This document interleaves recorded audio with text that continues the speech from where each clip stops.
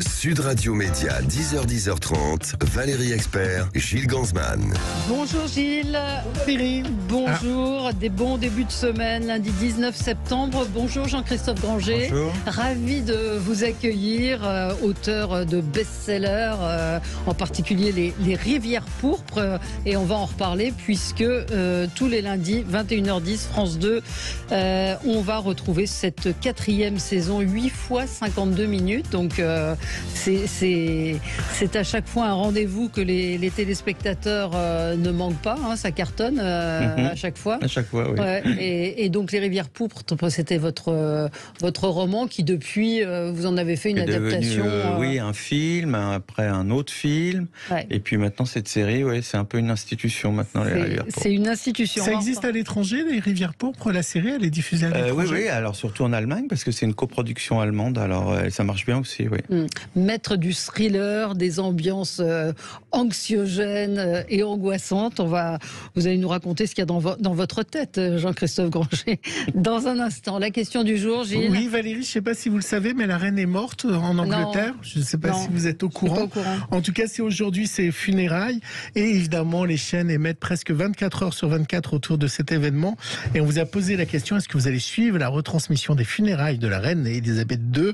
Bon, pour l'instant, vous votez beaucoup, mais pour nous dire, moi, je ne suis pas sûr. Hein. Ouais. Oui à 15%, non à 85%. Moi, je pense qu'ils disent non pour faire genre, nos auditeurs, mais qu'en veut, ils vont jeter un coup d'œil quand même. On annonce une audience record. Vous allez regarder? Pas du tout, non. Ça vous intéresse pas du tout, là? Vous êtes comme les auditeurs. Je suis choqué de voir à quel point ça intéresse tous les gens. Enfin, la reine d'Angleterre, c'est... Enfin, bref, Si, mais pourquoi? Allez-y. Qu'est-ce qu'elle a fait, la reine d'Angleterre, dans sa vie d'incroyable?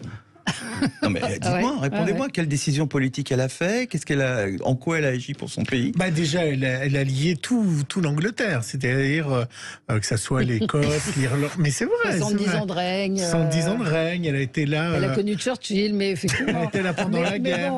Oui, elle a croisé des gens célèbres. Bon, d'accord. On n'est pas royaliste. Pas du tout royaliste, et puis je trouve que le sens de l'histoire, c'est qu'on a tellement lutté pour plus avoir de roi, et alors tout le monde est en pâmoison devant des figures, des symboles, mais des symboles d'un passé qu'on voudrait justement dont on voudrait plus entendre parler. Non, je suis très choqué par cet effet, mais cet oui, les gens aiment les rois encore. Écoutez, on n'a qu'à nous mettre un roi. Ou peut-être les apparats de la royauté. Oui, c'est ça, les apparats, les histoires de carrosses, de princesses, quand même en 2022. On en est là. Vous regardez les séries à la télé? Vous regardez oui.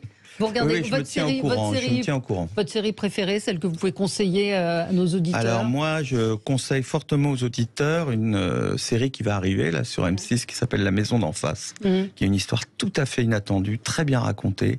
Et ça m'a scotché parce que Et pourquoi vous l'avez déjà vue? Eh bien parce que je suis abonné à Salto. Ah d'accord. Tous les professionnels doivent être abonnés à Salto. Vous voyez les choses un petit peu en avance. Voilà. Et dans les séries étrangères, vous regardez Netflix? Alors non, je regarde plus de séries. Je trouve que ça consomme énormément de temps. C'est sûr. Hein. Non, je suis revenu complètement au film. La joie d'avoir une histoire bouclée en 1h30. Oh les séries là. Oh, marre. Je pense que, je dis pas que je suis en avance, mais je pense qu'il va y avoir un ras-le-bol. Un ras-le-bol et qu'on va repasser. Et de se farcir 10 épisodes pour avoir une histoire.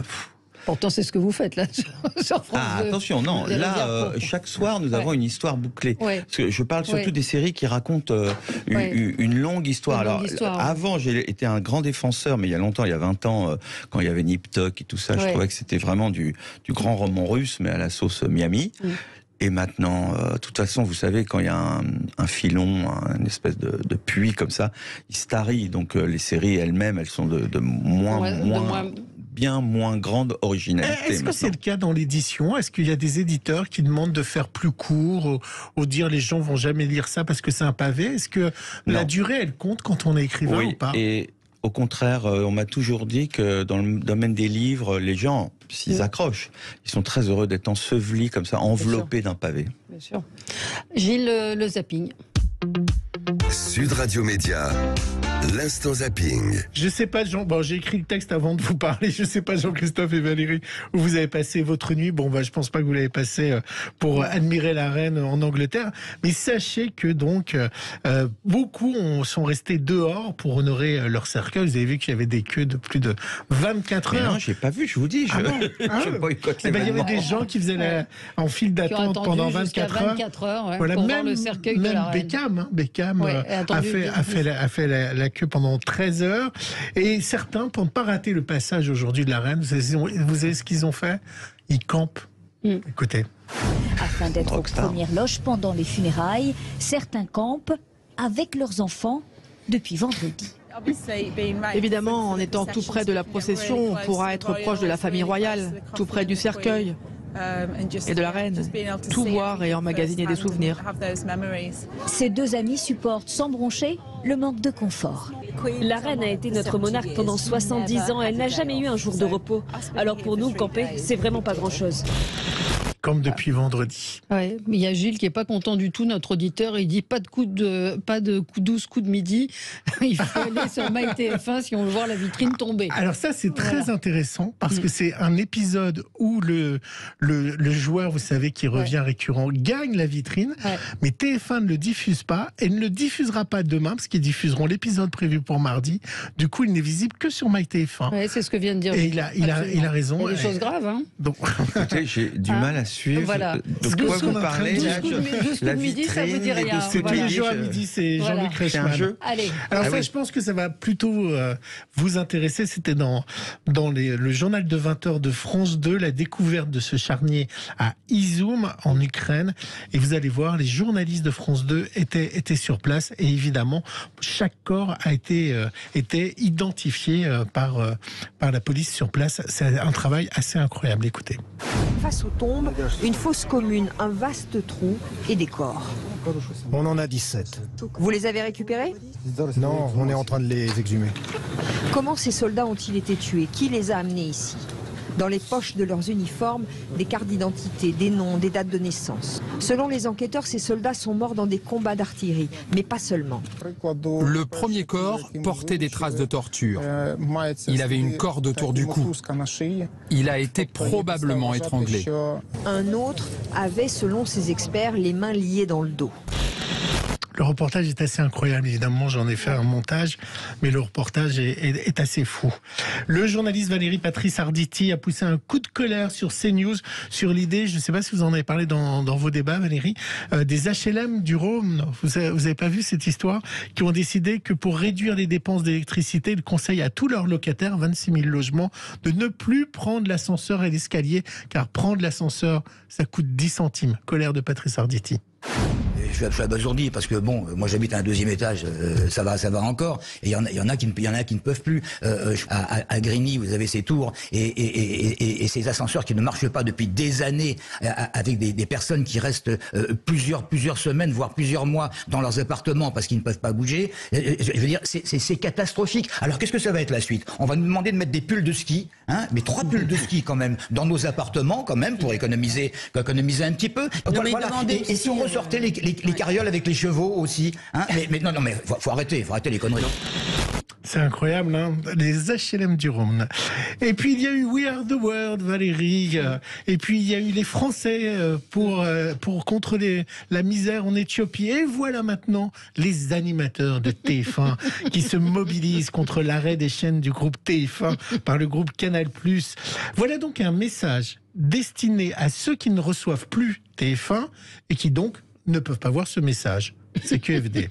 Depuis le 2 septembre, le groupe Canal+ a décidé de couper la diffusion de l'ensemble des chaînes du groupe TF1. Privant un grand nombre de Français de nos programmes. Et nous le déplorons sincèrement. Si habituellement vous receviez nos chaînes et MyTF1 via Canal+, MyCanal ou une parabole TNT-SAT, que vous voulez vous informer, vous divertir, vivre les plus grandes compétitions sportives. C'est votre droit et il y a des solutions. Flashez dès maintenant ce QR code ou allez sur notre site TF1 et vous. Et suivez toutes les indications pour retrouver TF1 et tous vos programmes. Et oui, il faut flasher le QR code pour pouvoir retrouver le programme de Canal+ de TF1. Mais si je le reçois pas, je peux pas flasher c'est complètement absurde, QR code. C'est complètement absurde. Et alors en plus, ça s'adresse à des gens qui vivent dans des zones blanches en principe, donc qui n'ont pas.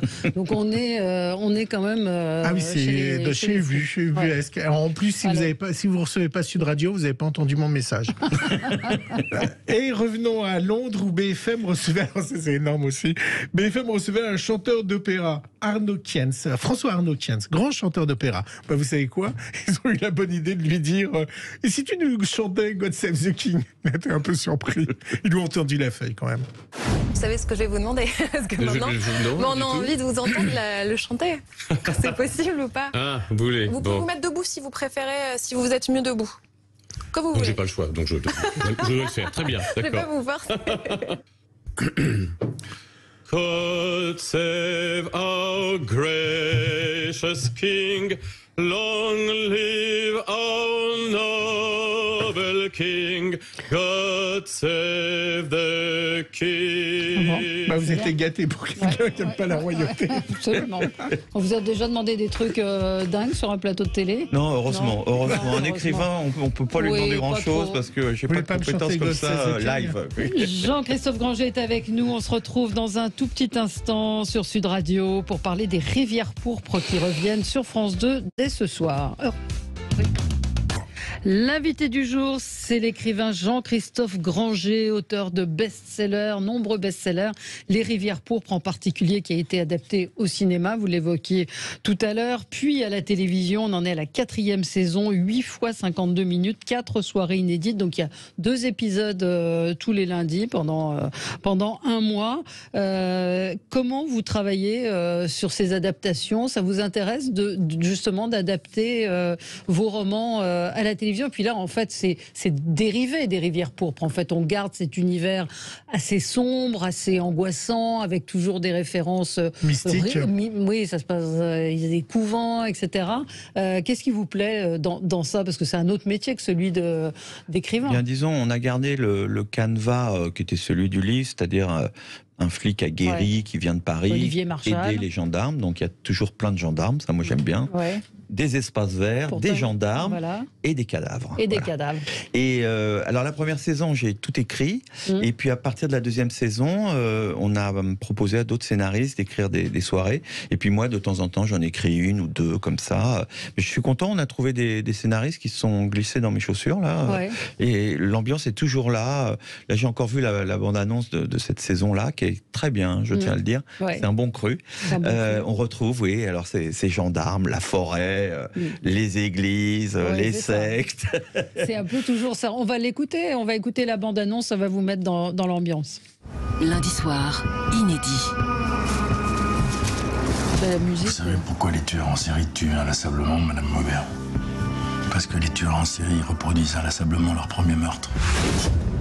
Ça me plaît pas tout ce bordel. J'espère que t'as quelque chose. Soit ils sont tous dans le coup, soit ils protègent quelqu'un. J'ai besoin d'un signalement plus précis de la personne qui vous a agressé, vous comprenez? Une personne. C'est une bête. Avec le retour des Rivières pourpres, France 2 et la plateforme France.tv annoncent la couleur. Lundi soir à 21h10.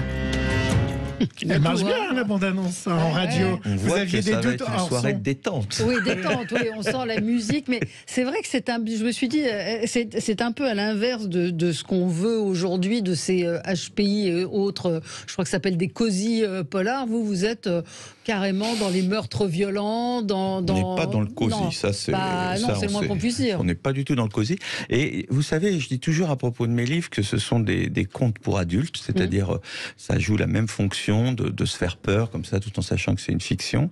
Et la série joue ce même rôle, c'est-à-dire on voit bien, il y a des millions de spectateurs qui ont envie de se faire un petit peu peur là ce soir dans leur fauteuil et de frissonner avec le commissaire Niemans.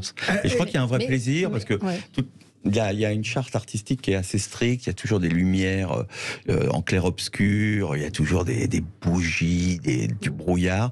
Et je pense que encore une fois, c'est le plaisir des contes, c'est le plaisir de se faire peur. D'où ça vous vient, ça? On vous dit parfois, oh là là, mais tu me fais peur, qu'est-ce que tu as dans la tête, ce qu'on dit souvent aux auteurs de polar. Et d'ailleurs, il y a un auditeur qui dit, est-ce que vous auriez fait un bon serial killer? Oui, alors en fait, il faut bien comprendre justement que... Alors là, je vais utiliser des grands mots, mais l'expression artistique, l'écriture des romans, c'est justement une catharsis. C'est-à-dire que toute la noirceur que je peux avoir dans le cerveau, elle sort dans mes livres. Donc le résultat, c'est que je suis un type très rigolo dans la vie. Parce que d'une certaine façon, j'ai expurgé, vous voyez, cette tendance noire. Mais est-ce que vous fréquentez les morgues, les cimetières, ces endroits-là ou pas? Pas trop. Enfin... Il ne faut pas oublier qu'avant, j'ai été grand reporter. Ouais. Donc, durant cette période-là, j'ai fréquenté pas mal de lieux comme ça. Ouais. Et j'ai stocké ces souvenirs. Et maintenant, alors, un petit peu comme un auteur mûr, je ressors, je picore mes souvenirs dans mon fauteuil, dans ma maison. Le choix d'Olivier Marchal, demande Stéphane, est-ce que c'est pour sa présence, son passé de flic, les deux ? Écoutez, les deux, ça s'imposait parce que quand il a, commencé la série, il avait, cette double casquette d'être un très bon acteur avec une présence forte, et puis quand même ce passé de flic que lui-même met en avant et qui fait que c'est un niaimance, quelque part c'est un vrai niaimance. Est-ce que France Télévisions intervient pour que ça soit moins gore ou plus sauveté que vous l'imaginez en images ou pas du tout? Je parle de la première saison. Est-ce que vous avez eu des contraintes de réalisation en se disant c'est grand public, ça va être... Je tiens à le dire parce que c'est assez surprenant, mais France 2 nous a donné aucune contrainte. Ils ont fait le choix, ils ont dit bon, on va appeler Granger avec sa charrette là, plein de cadavres, et on va le laisser faire. Et bien leur en a pris parce que justement c'est ce que viennent chercher les gens. Ils étaient contents de retrouver cette atmosphère un peu lugubre et tout ça. Et donc évidemment depuis il n'y a jamais de contraintes, jamais. France 2 nous a dit oh là, levez le pied, jamais. Ce qui est formidable à chaque fois, c'est le cas dans vos livres, c'est qu'on apprend des choses. C'est que ça se passe toujours dans des univers où on découvre, on apprend, sur ce qui peut se passer dans un monastère, dans le fonctionnement de certaines sectes. Et ça, c'est vachement intéressant. C'est-à-dire qu'à la fois, on est pris par l'histoire, et puis on a l'impression de rentrer dans un univers qui nous est totalement étranger. Moi, c'est vraiment mon idée de départ. Je trouve qu'une enquête policière, c'est un voyage. Vous voyagez dans un univers, vous voyagez dans un domaine, vous voyagez dans le passé de certains personnages qui justement ont des expertises, des spécialités. Et moi-même, en tant que lecteur ou spectateur, je suis très heureux toujours de plonger dans ces univers comme ça qui sont visités à travers une enquête. Et l'enquête et l'urgence des meurtres et tout ça fait que vous faites un voyage à bride abattue. C'est-à-dire vous êtes tenu en haleine. Et souvent, mes lecteurs, par exemple, disent « Ah, on est content, on a appris ceci ou cela ». Mais ils ne se rendent pas compte qu'ils avaient une attention tout à fait particulière. Parce que quand vous êtes à la recherche d'un tueur, vous êtes très concentré, et c'est très différent d'un documentaire ou d'un livre comme ça. Vous écrivez quand, comment Alors moi, Là, c'est plus sur les romans. Vous en avez un qui va peut-être sortir l'année prochaine. Là, j'ai à peu près fini. Sans doute mars-avril, je pense, quelque chose comme ça. Et j'ai des horaires drastiques parce que... Quand on écrit pour éviter le trac ou se sentir en forme, pas en forme, il vaut mieux dire tous les jours je vais écrire à telle heure. Donc moi je commence à 2-3 heures du matin, vous voyez, donc c'est quand même le vrai ouvrier des 3-8. Et après dans la journée je redors plusieurs fois. C'est-à-dire que je restitue à chaque fois cette humeur matinale que quand je me réveille je suis en forme. Et vous avez quoi à côté de vous? Vous buvez des gâteaux à boire? Du thé vert. Du thé vert. Parce que vous avez dit que vous vivez entre le Japon et la France. Oui, j'ai instauré ça. Alors il y a eu le Covid là, donc on pouvait plus y aller, mais j'aime beaucoup aller au Japon avec ma famille ou seul, et là je suis très isolé, très tranquille, et j'écris bien, et c'est un pays que j'adore où tout marche bien. C'est vraiment sympa d'être là-bas. Donc le prochain livre se passera au Japon? Alors pas le prochain, mais le suivant. Je vais faire quand même un beau polar où je vais utiliser quand même ma connaissance du quotidien au Japon. Et vous connaissez la fin quand vous commencez un roman ou pas? Toujours. Parce qu'il y a des auteurs qui commencent sans savoir. Ces auteurs-là m'étonnent parce que, si vous voulez, un polar, c'est toujours une histoire à l'envers. Ça commence par la fin, c'est-à-dire le meurtre. Et le flic va essayer de comprendre le mobile, de comprendre ce qui s'est passé avant et qui a amené le meurtre. Donc, si vous voulez, si vous ne savez pas ce qui s'est passé avant, c'est-à-dire la fin de votre livre, vous êtes mal. Je trouve. Ouais. Donc vous. Ah non, moi c'est toujours, bien sûr. Quand je dis j'ai une idée de polar, ça veut dire j'ai une idée de dénouement. Voilà. Bon, vous avez un fan, Stéphane, qui pose plein de questions. Est-ce qu'il y aura un nouveau film avec Jean Reno? J'ai adoré l'Empire des loups, La Marque des anges. Et quelle est votre adaptation préférée? Alors, mon adaptation préférée, je dirais par tendresse. Les Rivières pourpres, le film, parce que ça a été mon premier. On a eu un énorme succès. J'étais jeune, c'était avec Mathieu Kassovitz, Jean Reno, Vincent Cassel. C'était une sorte de... c'était une bande des quatre, vous voyez. Là, il y a vraiment un bon souvenir. Vous êtes toujours en contact avec eux? Non. Avec Jean, de temps en temps, parce qu'on a des projets. Mais vous savez, c'est un petit peu comme ça, le cinéma. Le temps d'un film, vous êtes les meilleurs amis du monde, les compagnons d'une cause. Et puis après, ça se délite. 4 soirées, saison 4. Il y a peut-être un truc avec le chiffre 4, je ne sais pas. 8 fois 52 minutes. Donc le retour des Rivières pourpres. Vous allez retrouver Olivier Marchal, le commissaire Niémans qui sera là. Et puis Éric Hyacinthe, Camille Delaunay, formidable, vraiment formidable. Et ce duo qui fonctionne très très bien. Et encore ce soir, vous allez frissonner grâce à Jean-Christophe Granger. Merci à vous, merci d'avoir été avec nous. Et on se retrouve demain. Et très bonne journée. À suivre, c'est Jean-Jacques Bourdin. À demain.